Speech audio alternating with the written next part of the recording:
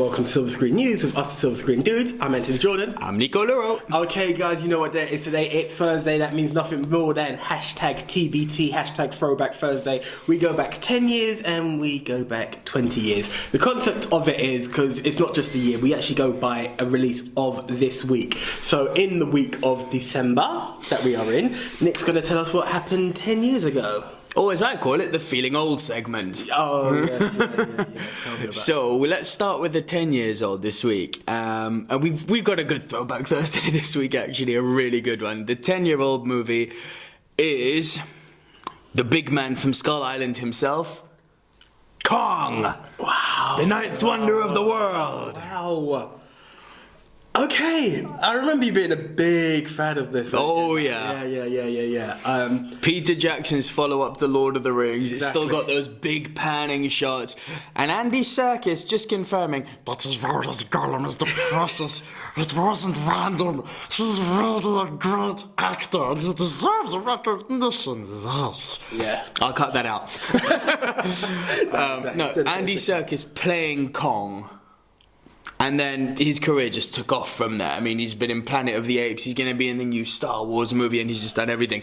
King Kong itself, in case you don't know, is a kind of hopeless love story at its core. So it starts with them, and it's almost a period piece the way it starts. It starts with the main cast in Depression-era New York. Yeah. And they board this ship that takes them literally off the beaten track to an island called Skull Island. And this island has got native, they look like cannibals, I guess, but they don't really ever show any cannibalistic acts. It's just that kind of real primitive, dangerous, clear inspiration from Papua New Guinea and places like that. You've got the natives, you've got Kong himself, who was just spectacular. You've got T-Rexes on this island, and there's a particular scene I remember before you get a real look of Kong. Do you remember that Brontosaurus bull stampede, like La Pamplona? Yeah. It was just Peter Jackson looking at Steven Spielberg going, anything you can do, I can do better. I mean, wow. 10 years ago, you watched this movie and you're like, man, this looks good. That's the thing. There are films that it happens, you kind of think, really, has that time gone by? Yeah. And Kong is definitely, King Kong's definitely up there in that. And Kong's amazing. And I think what's amazing with it is that even more, King Kong and Godzilla are like the epic monster movies, and they've had these major... history. And that history is going to continue in 2 years. Godzilla versus King Kong. Oh, most definitely looking forward to it. And this is it. And, a remake comes and you think to yourself, oh, here we go. And obviously, the originals were notorious for bad graphics. Well, they took the graphics and used them in I don't know if you have them over in the States or wherever you're from, but we have a candy here called Chewits. Yes, oh god, yes. They took the King Kong animation from the 30s and used it in the Chewits commercial. I was like, oh. That's it. And it was, as you said, Andy Serkis took it to that level, and it was... Did you know that he did all of the sounds? Yes, I remember him. And all of the movement for Kong. He studied silverback apes. He was in the Virunga region of the Congo, I believe, and he studied them for months and months. And there's this amazing behind-the-scenes footage. I remember him going, just like that sounded terrible. Probably. Yeah, but when I say not, I respect your attempt. It was believable. You had the monster in your face, and the motion you have. But it wasn't just a monster that I thought was amazing. It was the feeling that he got through in his eyes. Every motion, sentiment, it really was portrayed in a very that first theme he's playing with Ann Darrow, and she's like doing tricks, and he's like, and then he's like, but the ending is so sad, isn't it? I mean, we all know what's gonna happen. Keep the monkey away from the Empire State Building. Sorry, ape. All right, keep the ape away from the Empire State. But there's that beautiful scene where they're on the ice and he's holding her, and the way he's slipping on the ice, it's almost, because he's never seen it, it's almost like he's dancing, and it really does bring a tear to your eye. Yeah, no, it's touching, and Do you know what else you may have seen differently? Being more open to the actor than I am, and it's nothing against him. Just What, not Serkis? No, Mr. Jack Black. Oh, I love him. Yeah, exactly. It's not my top actor. I don't have a personal grudge. I just and He's it solid. was a different Role for character. him, wasn't it? Yeah, much different character from what I'm used to seeing, and he'd done so well in it. I really agree. It was a really nice mesh of actors put together. And, Well, tight. Yeah. Jackson being Jackson, he does magic. Indeed, he does. He does the magic. That was not an exception. That was definitely part of the magic that Peter Jackson can put together. Oh yeah. Top film, and if you don't know, definitely do get to know. That one, get to know. It's one that is still talked about now, and as we talked about It's awesome. in our news before. Look how long ago. Well, here we are, 10 years, improving 10 years ago, and Godzilla vs King Kong is coming. 2 years' time. Yeah, and that's the last arc or knowledge we have of King Kong. So let me put a pin in that right now and say that will be completely rewritten and that will not be part of the canon. No. There will be no link to that in the new. Obviously, you haven't seen the new Godzilla.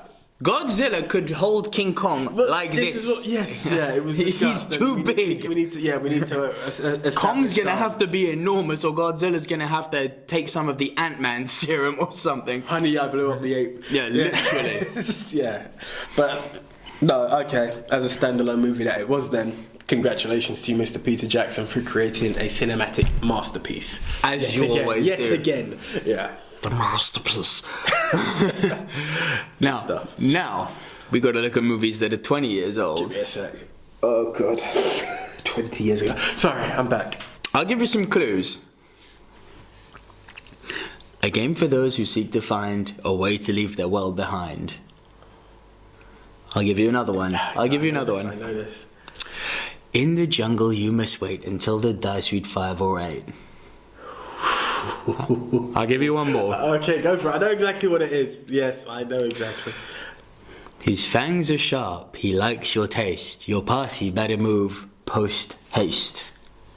Ring a bell? Of course, the classic Robin Williams movie, Jumanji. Oh, yes. Jumanji. Now, this is a film. This is a film that I can only see. Well, obviously, I'm not that old. Is a film of my childhood, and you know, as scary as that film was, I really wanted that board game.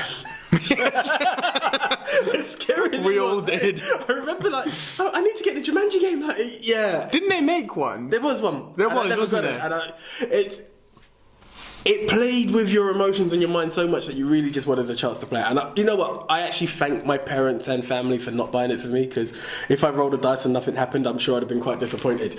Don't be fooled. What isn't thunder? Staying put would be a blunder. I mean, oh god, the riddles that led up to the animal's revelation was so good, weren't they? They were. And then the need a hand while you just wait. We'll help you out. We each have 8. And then I went, no spiders. No spiders. They weren't your average spiders either. You want to know something about one of us? I hate spiders two of us in such a way. If this little thing ran across the table right now, I would literally... And cut. I mean, I can go much higher pitched than that. If a real spider was to walk across it, I hate them. Yeah. These things coming when he's in the ground and he's going... That's not going to help. It's not going to help. Do you know, it has aged. It has aged. I've seen it, okay, not recently, but obviously not. It's been, there's a gap. There was a gap since I've last seen it. Has it aged? I don't doubt it. Well, you say that, but Jurassic Park's even older. And that hasn't aged. Interesting. Yeah, interesting point. What I would like... we should tell them what it's about. Yes. We might want to stick with that. Yeah. Over to you. Okay. What I was going to say, and it could lead into it actually, is Jumanji, for better or worse terms, is the closest I think I remember directly in the big screen of a child horror. It was close to, It's very close to. And what it is 2 youngsters in the 70s, 60s? 60s, I believe, yeah. Playing a board game, and by the rolling of a dice, Well, yeah. It's an enchanted board Yeah, game. an It's like enchanted from the board game. deepest, darkest regions of Africa. Yeah, an enchanted board game that they stumble across, and they decide to play it in his dad's. Was it in the shoe factory? Or was it just outside? No. The way it actually starts is it's in the 1800s. That's correct. Yeah. And there is this rain scene, and they're burying the game, and then one of the kids who's burying the game falls in, and Caleb, he's after me! It's after me! Run! Remember? Yeah. What if someone finds it? May God have mercy on their soul. Then it cuts forward to the 60s. The 60s, yeah. In New England. And, the main protagonist, who's called Alan Parrish, I believe. That's Alan Parrish. I had Andy in my head. It's Alan, that's correct. Alan Parrish. He tries to get to his dad's factory. I think it's just after he leaves, he gets beaten up. He makes a mistake at the factory, which comes back to play on him later in the movie. No spoilers. And then he hears the dum dum dum dum dum dum dum dum dum after he's been beaten up. Takes the board game home. The guy who beat him up, his girlfriend, comes over. Okay, we're gonna do the plot in 2 minutes. Go. The guy who beat him up, his girlfriend comes over and says, "I'm really sorry that Billy beat you up. You didn't have to waste your breath. I was leaving anyway. I'm leaving New England." Then they play the game. I'm a little too old for playing board games. Oh, come on, it could be fun. They play it. He gets transported into the board. She plays. Bats come down. She runs out the door. Fast forward 30 years to the 90s. We've got a young Kirsten Dunst and an actor whose name I cannot remember. I'm really sorry if you're watching. He's not watching, but it doesn't matter. Wait, I'm going to get it. They move into this new house with their aunt. It turns out that their parents are dead. They start revamping the house, trying to make it into a sort of hotel. What they don't know is that board game is in the same house as they are now in. The board game is up in the attic. One of the bats is left over they call a exterminator in, and he's like, "That's an African bat. We don't have those here." Dum. What's going on? They start playing the board game after bunking school. Then bad things start to happen. Monkeys come out, mosquitoes come out, a lion comes out, and Robin Williams comes out. Well done. Well done. Yeah, and from there, the game I wasn't continues. finished. Oh, right, I'll go for it. Robin Williams comes out. He puts the line in the bedroom. Then they go and find, what's her name? Sarah Whittle. That's it. Played by... Oh, her name escapes me. I know, I see the face. Image there. Cheetah, but fine. Then the reason they go to get her is because Robin Williams finally agrees to play the game with them. Alan, you ready? There is no ready. Yeah. Right? Then he's realizing, you're playing the same game that we started back in 1960 something. It's not my turn, it's Sarah Whittle's turn. They go get Sarah Whittle, they keep playing. Then a big ivy plant comes out. Then the hunter comes out. Then a big stampede comes. Then the pelican takes the board game away. The plants. Then they go down to the river, they get the board game back. The little boy tries to cheat. He turns into a monkey. Yes. Yeah. Then they go back to the house. The whole thing's turned into a jungle. There's a scene with the crocodile. Then there's the scene with the spiders. Then there's David Allen Greer with his... And then basically the whole thing gets resolved, and I won't spoil the ending for you. And cut. Whew. Ladies and gentlemen, if you can take 1 minute to give Nico a round of applause, that would be greatly appreciated. Yeah. Thank you, I'll be here all week. After he catches his breath. While he recatches his breath. I hope that's not going to become a regular thing of Throwback Thursday. No. We'll, if you don't know, that was tough. But it is the wildest, most outlandish board game you could ever play. You think Monopoly gets frustrating? Try playing Jumanji. It's a lot of plot and twists, and okay, it may have aged, but I would still recommend go and check it out because I've heard there's a remake, but I implore all, before they've even touched the printing of casting and what have you on this, see the original. It's classic, and there's so many great scenes in it, isn't there? I'm one who you don't always have to see the original to see the remake, and I agree with that. Trust me, Fantastic Four. But moving on to it and coming back, this one was a classic in itself. Oh God, it's not a remake because of failure. It's a remake. No, it's a remake. Yes, of how good it was. And that's why I would really encourage anyone There's to a few see rules for remakes. One of them being if they can benefit from a modern day technological upgrade, then do it. This could benefit. Most definitely. But we're going to come to the same argument as I've come to with so many of this great man's movies. They're talking about remaking Aladdin. Who plays Alan Parrish? Because you cannot help but think of that role and think that's Robin Williams. Instinctively, he's co-hosting Night at the Museum. Mr. Ben Stiller pops into my head. Oh, horrible. It's not the best, but it could work. That's an obvious choice, actually, yeah. Yeah, I think that's what... But you cannot help that the comparisons are going to be drawn. I think, but you know what, when I'm not going to go into it. Any classic film that you take, whether it be, checking the link above my head, the remake of the Harrison Ford classic, I've gone blank. Sci-fi. Blade Runner. Whether you talk Blade Runner, whether you talk The Joker, whether you take any classic scene, you're going to think, who is worthy of taking over? Yeah, but there's something about Robin Williams. I don't deny that. I will never take that away. I will never take that away from him. One of a kind, most definitely. But, you know... did music stop because we lost Michael Jackson? No. You know... It's died, in my opinion. Different generations. I think different generations have different heroes. Robin Williams was a hero to our generation. Yeah. I don't think a generation after us would look at it the same way. My kids will be raised on a very healthy diet of Robin Williams. Rightfully so, but it's something like us looking back at, let's say, the Rat Pack, us looking back at Monroe. We understand who they are and we respect them for what they are, but the attachment isn't there. Robin Williams was of our time. And thank you, oh captain, my captain. I second that. I most definitely second that. And I think it's difficult to know someone, you know, even going back to our 10-year ago, we could even have someone in the likes of Jack Black in that character who could possibly work it. Again, he's done Goosebumps, which is very similar. I think it's the closest thing you can get. So actually, that's true, yeah. Child horror, as you call it, which I quite like. And... okay, yeah. But there is no Robin Williams. There isn't one. There isn't, and you can actually... In my lifetime, I don't believe we will see one again. No, neither do I. Cinema has gone in a different way as well in terms of child movies. It's just very animated. Okay, Goosebumps has come along, and you're going to find other films along the way. But in the era that the silver screen dudes came from, 80s, 90s, early noughties. Naughties. We had... yeah, we can. Yeah, anyway, moving on. Keeping it to the family-friendly part. It's that we had that generation. You know, Tom Hanks, for everything that he's done, I still see the guy from Big. I don't. He's done a lot, but it's those elements of the childhood. He'll always be Paul Edgecombe from The Green Mile for me. Okay. Always. But that's because that's my favourite film. There you go. There you go. Revealed. That's something in itself, and you brought a good choice for a good, top film.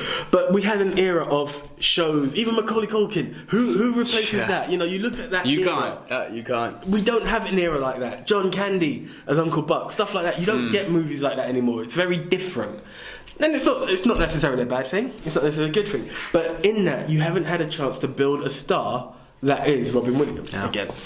And that's what Throwback Thursday is for. Yeah. So, and that is... You know what? I thought GoldenEye was my ultimate, and I'm sure I'll be proven wrong again. But for 20 years for now, for sure. Jumanji. If you do not know, please, even better than his 2-minute breakdown is the movie itself. Get to know Jumanji, because that was a film. Yeah. I was going to say possibly my favourite on the childhood aspect of Robin Williams movie. Mrs. Doubtfire. This is it. You start saying Mrs. Doubtfire. Aladdin. In my head. Yeah. Flubber. Flubber. Aladdin I kept different because it was the animation. I think as the genie. Yeah, but that was his best role. Yeah, no, without a doubt. Hook. Oh wow! You see, the list continues. Yeah. If you don't many throwbacks to look at. If you don't get to know the actor that was Robin Williams. Let's do a top 5 Robin Williams soon. I can see that coming in 2016, most definitely. Okay. Yeah, we can do that. It'll be hard, but hey, that's the challenge. It's going to be heartbreaking. Yeah, most definitely. But, wow. I could talk Jumanji for a long time. But we are out of time. Yeah, but we are out of time. So for that, I am going to say, please subscribe to us on this page on YouTube. Like us on Facebook. Follow us on Instagram. Follow us on Twitter. Yeah, that's it for now, but we'll probably come out with some more social networks because we run this. But for now, myself, Anthony Jordan. Myself, Nico Luro. Catch you later. Leave your comments below. Tell us what you think of these movies, and see you later. That's the one.